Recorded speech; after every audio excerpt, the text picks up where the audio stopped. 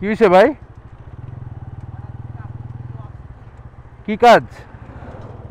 মাঠে মাঠে কাজ করতো? ও,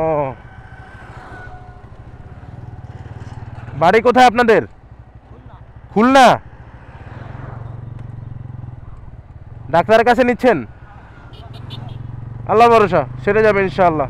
এই সময়টাতে দেশের বিভিন্ন দরিদ্র এলাকা থেকে মানুষজন নিজ এলাকা থেকে অন্য এলাকায় কাজ করতে যায়। যেমন সাধারণত মাঠে কাজ, ধান কাটা, গম কাটা এবং কৃষিকাজেই সাধারণত বেশি মাইগ্রেট হয় তারা।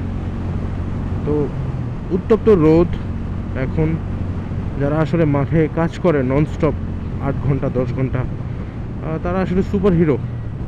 মানে তাদের, তারা যদি এভাবে কষ্ট করে ফসল না ফলাতো, এই শাক সবজি, চাল, ধান, গম আমরা হয়তো বা খাবার খেতে পারতাম না।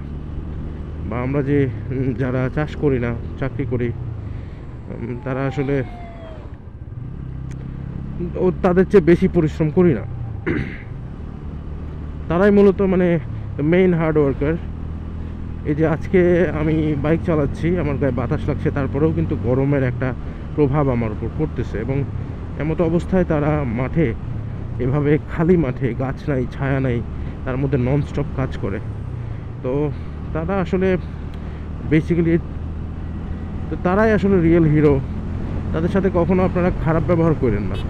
তারা অবুঝ, তারা হয়তো আপনার মতো শিক্ষিত না, সামাজিক জ্ঞান, প্রাতিষ্ঠানিক জ্ঞান তাদের মধ্যে হয়তো নাই, তবে তাদের মধ্যে যে পরিশ্রম করার ক্ষমতা রয়েছে, যে মাইন্ডসেটটা তারা রাখে, সেটা কিন্তু অনেকের মধ্যে নাই, বেশিরভাগ মানুষের মধ্যেই নাই। অর্থাৎ তাদের এই পরিশ্রমের জন্য হলেও তাদেরকে একটু রেসপেক্ট, একটু ভালোবাসা দেওয়া যেতেই পারে।